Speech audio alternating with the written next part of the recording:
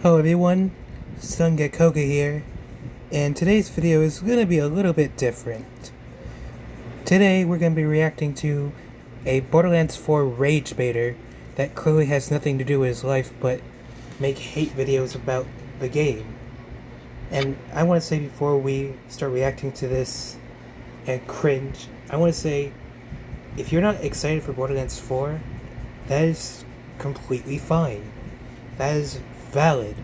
Like, if you don't want to buy the game, don't buy the game.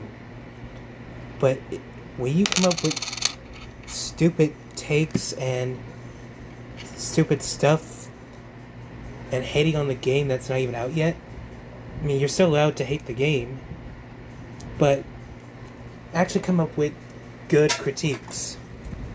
And this dude has been popping on my recommendations. I think his name starts with, yeah, QWazar77. He's made a couple of videos talking about how bad Borderlands 4 is. It's really not bad. Like, the game's not out yet. I think it's gonna be a good game. Like, I'm still hoping the story is still good. Like, I read the story, like, the beginning of the story sounds very, very wild. And I think it's going to be a good story, hopefully. But this title, Borderlands is dead. The story is predictable. Woke slop. He's one of those people. And look, I have no problem with LGBT people. Like, I 100% support them. And people like this is why we cannot have nice things. And one more thing before I get started. Don't send hate to this person. I'm only reacting to them. I'm not going to encourage anyone to go to his channel and leave hateful comments. I'm not even going to leave any comments at all. I'm just going to give my commentary on his video. And I'm going to be pausing throughout this video, something I don't really do, to give my thoughts on what he says. And it's gonna be good, it's gonna be fun. So without further ado, let's watch this and cringe together. So we just got the story trailer, and the answer is yes. It's worse than we expected. It's gonna be dull, it's gonna be boring, it's gonna be predictable in so many ways. Honestly, it's a And we're already off to a good start. It's gonna be bland, dull, predictable. Like, you can say that, but I don't think you've been really paying attention to the game at all. Like, I watched your couple of videos about you just complaining about the game. Watching K6's early impressions video, even though he was sponsored, he was allowed to give his honest thoughts. And I could agree that a lot of people say that to get their money. It's a sponsorship at the end of the day. But K6 does give his honest thoughts on Borderlands games. Let's continue. complete disaster. Now, granted, I expected that at least. I know a lot of you also expected that after the absolute peak DEI hire recruitment section of the main character cast of this absolute godforsaken game. But I mean, And it keeps getting better. DEI and all that crap. Look, I'll admit, when the Vault Hunters were first revealed at the Game Awards, their designs were not that good. They looked generic and bland. But because of fan feedback and community feedback, when they showed the next trailer at the State of Play, they looked a lot better. They retweaked their designs, and they look more badass, and they're better. And I really don't know why people have a problem with diversity and inclusion, all that shit. Like, Like, if they're going to have themes like this, it's really not an issue to me. Let's keep going. It gets worse. That's the great part. It gets worse. So we just got the official story trailer for Borderlands 4, and Oh, he's watching Eruption Fang's video on the story trailer. By the way, Eruption Fang is a great content creator. You should check him out. I, of course, wanted to go over everything we now know about the story because we learned quite a bit of new information these past few days. So, starting with the trailer opens up with the Timekeeper giving us his, villainous monologue to the Vault Hunters as he has seemingly managed to capture and detain them, and he's about to implant his bolts into them to control them. The Timekeeper's bolts are something that he implants into the spine and brain of every person born on Kairos, and he can see what they...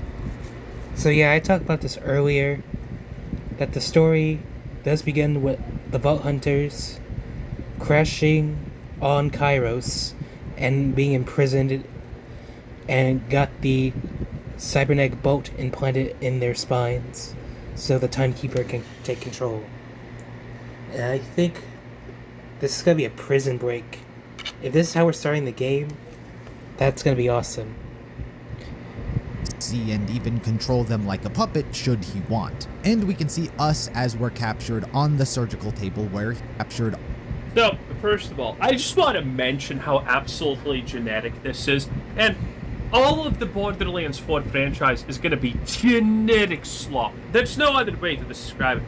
So, you have two warring factions, the Timekeeper and the people who somehow ripped out their implants that went into not only their goddamn brain, but spine, and survived to tell the tale. Bruv, what do you goddamn mean they just ripped out their spinal implants and survived, first of all? But it's just the look. This is sleek, genetic a villain, very methodical, very plain. And the other side is unkempt, unruly savages. And you know why that's important? Because that's how deep these factions are. This is how deep this shit goes. It's just skin deep. It's just how they look. You never need to design factions that look different in the first place if these factions are actually distinguishable in what they want to accomplish, how they look at things, how they do things, and what they stand for. If you have that, you don't need to go above and beyond to actually make them this. Okay. I do see some points of what he's saying about the factions, the Ripper and the Order. Like, I understand his viewpoint that adding extra stuff to make them sound insane. I mean, I can definitely understand that. But at the same time, again, this is just beginning of the story, and we don't know more about the story yet. I still hope BL4 is gonna have a good story. Like, I'm not expecting the greatest story ever. I just want a good story, and that's it. Let's continue. Distinguishable from each other. This is done because there is no way, because these factions are just boring. They're plain. Also, how bad is the storytelling here?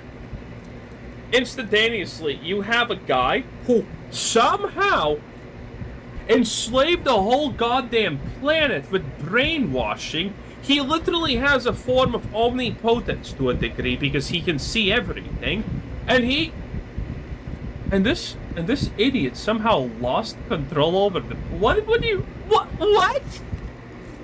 Bro, you're implanting their spines and brains with stuff. It's... How do you make something like that you rip out and it doesn't kill you? How stupid do you need to be to lose control?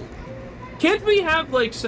And listen, this is a fault of storytelling. This matters because if you don't think this matters, I mean, you have already disliked the video and wrote in the comments, I'm 5 IQ! I don't care about any of this! Yes, you are 5 IQ. We know, we see, you don't have to, it's not actually... And the insulting of intelligence. You love to see it. Now, what he said about the bad storytelling about planet-wide control, do you know who else did that? Handsome Jack in Borderlands 2. And Handsome Jack, one of the greatest villains in the franchise. Or dare I say, the greatest villain in gaming. Like, Handsome Jack was such a great, well-written villain. Now, the Timekeeper might never match up the standard Jack held, but I think the Timekeeper will be a good villain. He already has that aura surrounding him of a villain. The Calypso twins from Borderlands 3 did not have that. They were terrible villains. I hated them so much. So, I'm liking the direction this story is going so far. Let's go. Let's keep going. Something that you should boast about, honestly. But this is the problem, right? This is completely the embodiment of the problem. It's just shallow writing. Why would I give a fuck about this world that is this shallow? Okay? You can't even explain to me properly why these people managed to get away from his control, and then not even that, you're not even gonna explain to me how the hell did these people actually fight against the whole planet while everyone else was on his side because they were brainwashed? How does this work? How? You couldn't write in some kind of flare thing that made the spinal things inactive, and then you removed them and magically no one died? I feel like I don't really need to explain how hard it is to actually rip out a spine and not die, right? I don't have to do that, right?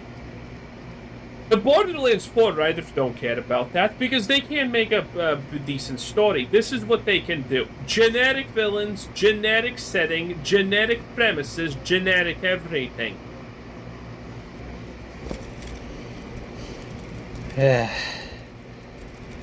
Again, Borderlands 3 story, the main game, wasn't that great. But the writing team does know how to write a good story, and the proof is in the BL3 DLC content.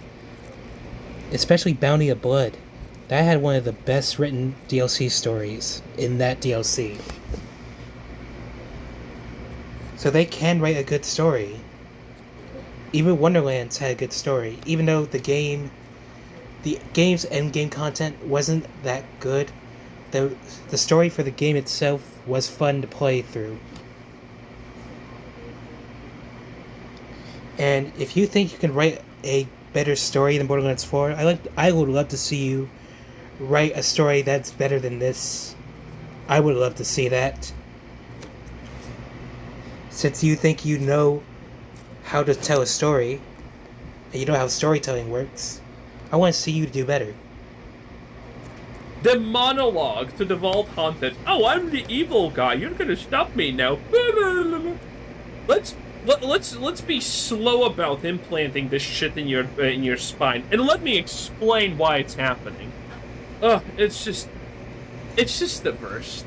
On the surgical table where he plans on bolting us. So this could easily be towards the beginning of the game, as it's used as a reason for our 4 new characters to stay actively involved in the story. Maybe we do get bolted and it gives reason to go against the Timekeeper, take him down for the sake of their own lives being on the line. Maybe even before they meet up with the Crimson Raiders. Or it could happen much later in the game, who knows. But as you would expect, it looks like the Timekeeper wants every single person on Kairos to be bolted, and that means all of the new characters who are coming to the planet. So we're probably going to see many psychos bolted, and maybe even civilians who were on Elpis also get bolted. We then get to see the other half of the conflict on Kairos, and that is with the Rippers, specifically just a shot of Callus. We also see a bit of Idolators, and that is with the Rippers, specifically just a shot of Callus. We also see a bit of Idolator Soul, who I briefly saw during my hands-on with the game. He gets his own little spotlight in the trailer. From the sound of it, he seems to have been exiled from the Timekeeper side, and he seeks to gain that back.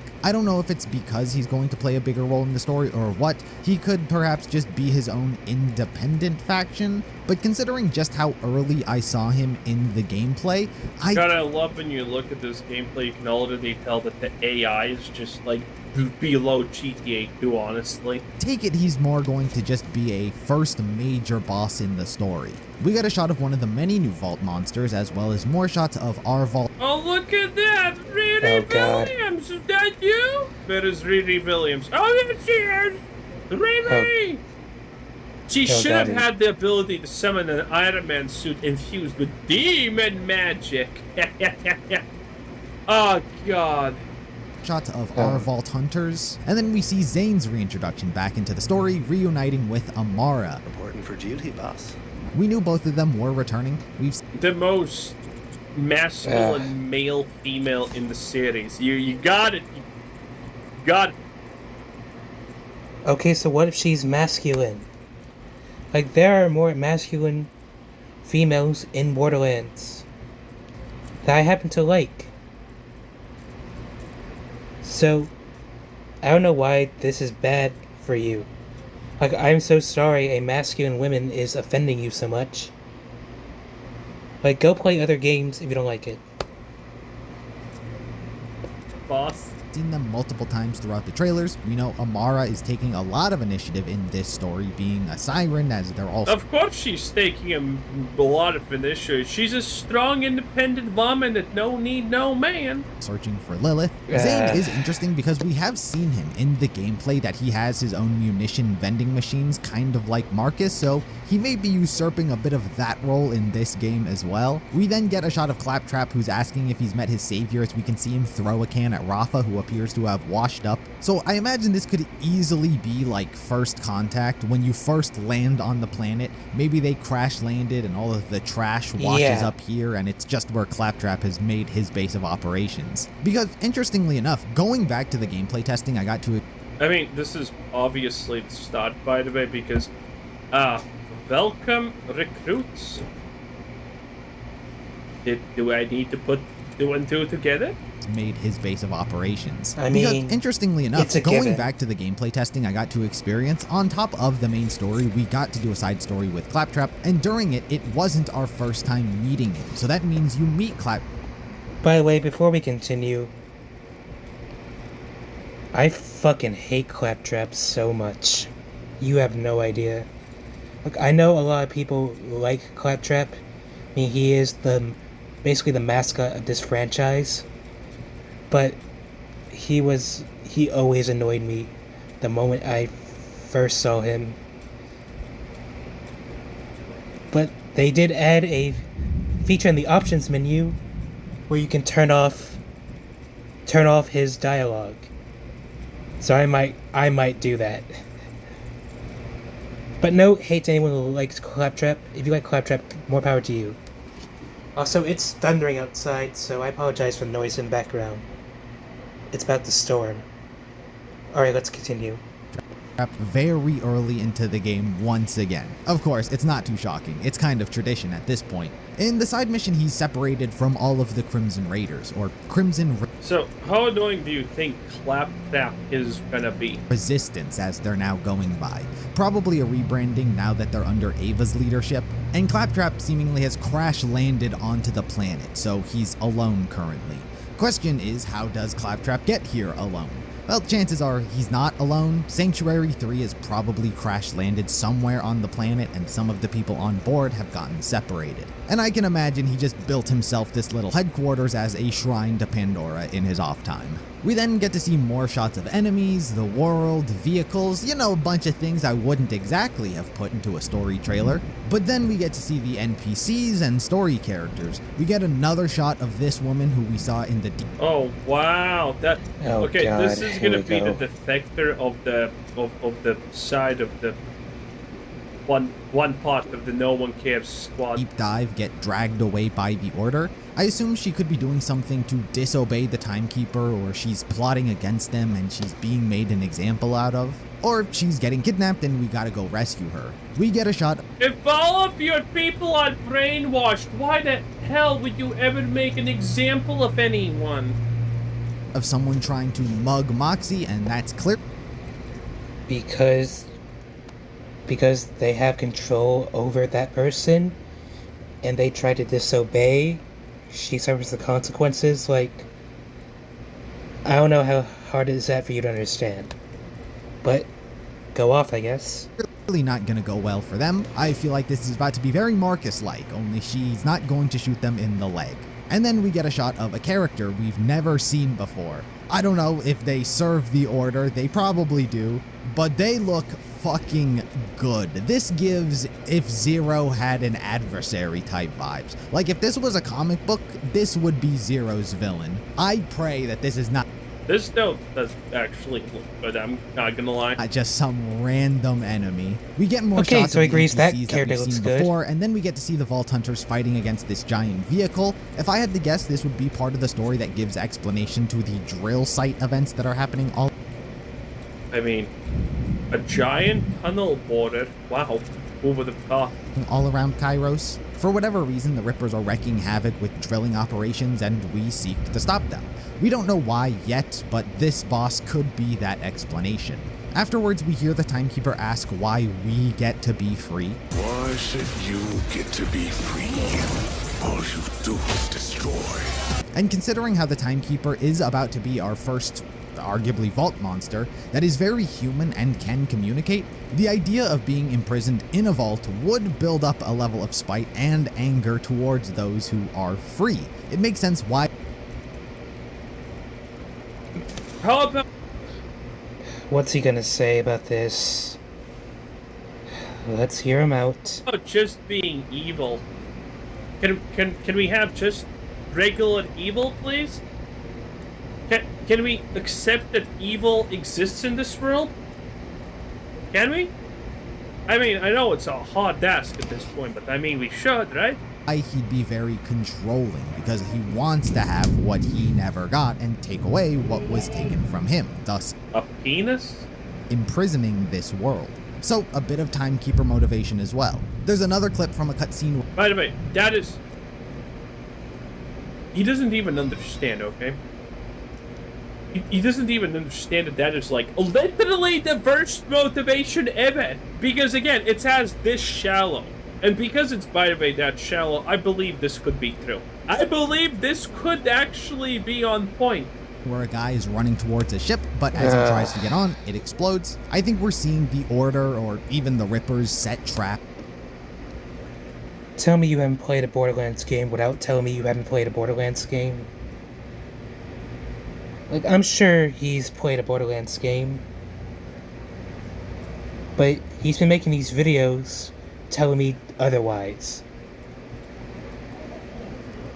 Because it is a war after all. But I am glad to see these shots with our Vault Hunters in the cutscenes. Like, we obviously knew it was going to be a thing by now, but still, every time it makes me happy knowing that we're getting to see them. And the trailer kind of just ends off with more shots of many of the other Vault monsters, just showing off that, yeah, there's gonna be a lot of them. So that was the trailer. It did give us some story setup, but strangely enough, we got 100 times more information on the FanFest live stream after the trailer ended and Randy Pitchford went on stage to tell us about the story. So here are some of the notable Could Randy Pitchford just not exist? Thank you. things he mentioned that I think are worthy of note. Firstly, Alright, my thoughts on Randy Pitchford. I like Randy Pitchford. I just don't like the things he does sometimes. But yeah, the real fans will find a way comment was stupid. I'm not gonna deny that. He should have said nothing before the game's price was revealed. Because a lot of people were scared that it was gonna be $80. Thankfully it's not 80, it's 70. I mean, I like Randy. I mean, he is very passionate about the franchise and his team, passionate about his team. I just don't like the things he does sometimes, so I'll give him that. he talks off about Kairos itself, and I'm gonna be honest, it's a strange picture that's being painted that I don't know what to think about, because he starts off by saying Kairos is a legendary planet, one that many believe is real. It supposedly holds more wealth, more power than all of the galaxies, and those who worship the vaults believe its true secret is immortality. In the Borderlands, Kairos is legendary. Many believe that... Okay. See, and again, this is just ass world building. This is just sad, okay? So, he's like, oh, but we're not gonna flesh out anything in the games about this. We're just gonna kind of lore dump this shit now that this planet is like, yeah, bigger stuff, big things, yeah, bad. Because we always need to escalate stakes, right? And I mean, And that right there tells me that he has never played a Borderlands game. Borderlands games like to build up the plot. Well, unlike Borderlands 3, they like to build up the plot to tell you about the planet and its inhabitants and the lore. So this is pretty much on brand with Borderlands. we had planets, then we had vaults, then we had vault planets, and now we have kind of God planet here, okay? Immortality. Oh, this is just so dull and bad. the planet Kairos is real. That on the planet, there's vaults containing more wealth, more power than all the rest of the galaxy. Those who worship the vaults believe that Kairos' secret is immortality. And obviously, the planet is real. It's just been invisible for centuries, thousands of years, as we know because the Timekeeper hid it. But my quarrel with this setup, at least the way Randy paints it, is how is this a legendary planet with a reputation like this? Like, what do you mean? Yeah, I just Googled it. That is nothing. There is no mentions of Kairos before Borderlands 4. Yeah, Kairos is a completely new thing, and now they need to sell it as this amazing place that has all of this mystery shit. Okay? They're doing a poorer job at creating expansion than goddamn Bethesda with Starfield. That is hard. I'm sorry. I wouldn't go that far. Starfield was lame. Like, it showed promise, but it wasn't that great. So I wouldn't go that far. But Borderlands is going to be an easy 1 out of 10. Many people believe it. Borderlands 4 is going to be easy 1 out of 10. Yeah. I'm going to hold you to that. And it's going to be hilarious to see how wrong you are. Like, BL4 may not be Game of the Year material, but that's okay. As long as it's a good game, which I think it's going to be a good game, it's going to be fine. I mean, I'm still cautiously optimistic about the game, but I think it's going to be a good game. It's real. It's been hidden for thousands of years. And keep in mind, Typhon de Leon was the first vault hunter. He was the first person to find a vault, at least in modern history. And that was about like 24 years before the events of the first game. At this point, it's been like 40, but still, what do you mean this is a legendary planet? Vaults went from like a myth that no one can prove to there's a planet with a reputation that holds all of the vaults and the secret key to immortality. Like, it should be a planet. You see what I mean? How fucking bad this is when I don't even need to spell it out and someone else figures it? Oh my god, Borderlands 4 is just such a sad mess. That no one has ever. Or you could just wait until the game actually comes out before automatically assuming the game is going to be ass. Like, Rage Baiters, you love them. You love to see them. Just say you don't like the game. Like, just say you don't like the game. That is more understandable. Heard of who's not on Kairos. So if I hear Tannis drop a, oh, I've heard of it, I'm a tweak. It's one thing for the people of Kairos to have their own speculation about the Timekeeper and his immortality and whatnot, but the way it was phrased made me raise an eyebrow a bit. But that was really... I mean, when your lore is complete garbage, that doesn't actually raise my eyebrows. the only part. All of the other information was very fascinating. Like, apparently, the vaults are what give the Timekeeper his immortality. I don't know in what sense, but some of the vaults do look different, almost as if they weren't created by the Iridians, but perhaps the Timekeeper himself. It makes sense why there would be so many more vaults comparatively if the Timekeeper is creating some. We also learn more about the Timekeeper and how he controls the planet via bolts. I already kind of just used... How many games and expansions are we away from them just the being like, okay, desperation moves, we're bringing back Handsome Jack? this information before in the video. I really hope they don't bring Jack back.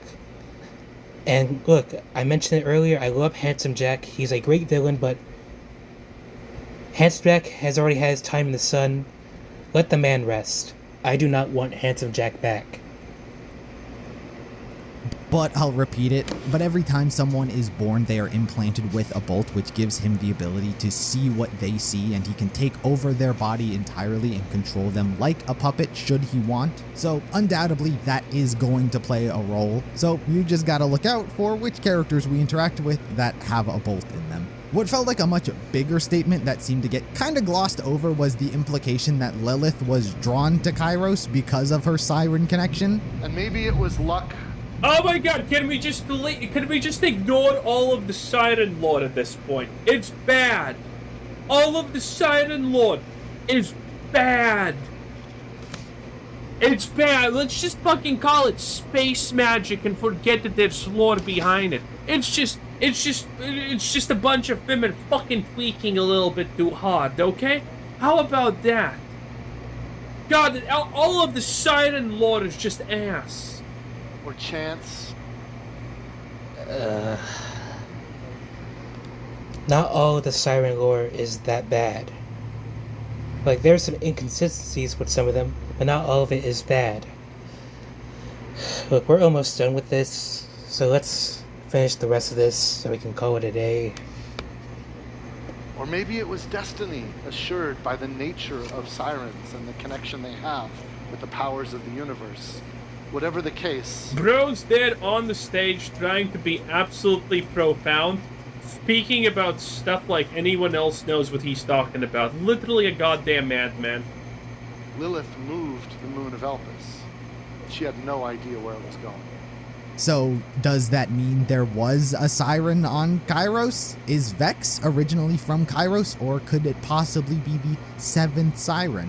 And finally, things kind of ended off with a surprising amount of backstory on Callus, the leader of the Rippers. So apparently, Well, of course, because she's a woman. she was the person we saw in the original. You gotta love misogynistic people. Right, guys? Women, I love you. I support women. Reveal trailer. So apparently she was just an average woman living amongst the workers and farmers of Kairos when Elpis... Of course she was. She literally just one day Jeanne d'Arc the shit out of the planet. crashed through the veil in what became known as the Cataclysm. For everyone on Kairos, it was the first time they saw anything outside of their own existence, proof that there was something else out there. And during What does it matter considering everyone's a slave? the Cataclysm, psychomasks rained down from above and one landed right in front of her. She picked it up and saw the vault symbol and viewed it as a symbol of freedom. So she ripped out her bolt and brought Bro, how can you even how does any of this make sense? You see what I mean? liberty to Kairos. She began freeing others from their bolts as well, some by force, others she convinced, but they all rallied to her side. So there's this magical mind-washing thing that mind-washes you, as the name implies. Oh, look at that, a meteor shower. It landed, it did nothing. Oh, I'm free now. Great lore, Randy. That is not how that works.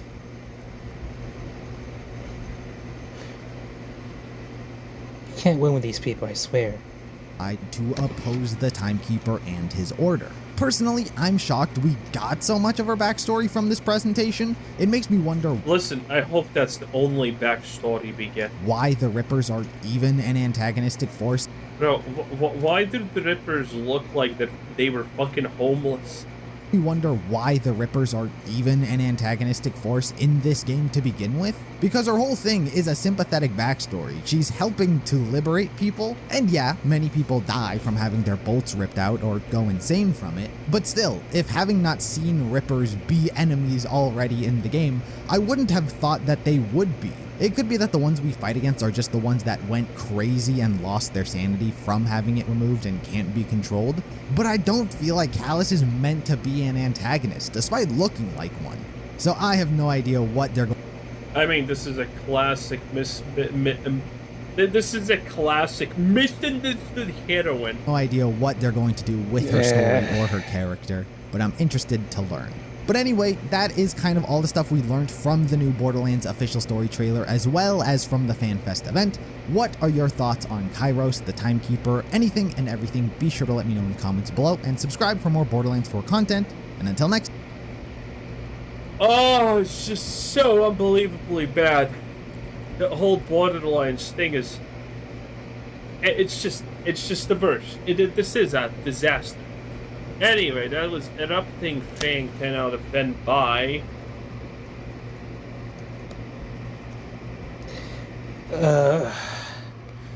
I feel like my brain cells are dying after sitting through all that.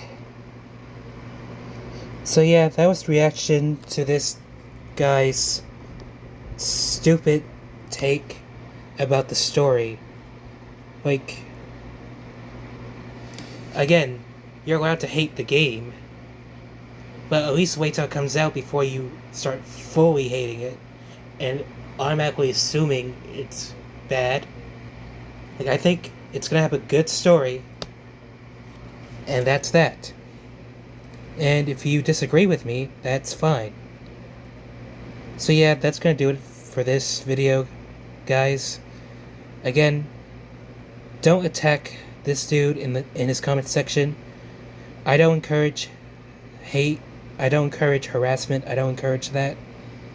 This is just me giving my thoughts on his video and why I disagree with some of his points. I mean, he made some good points.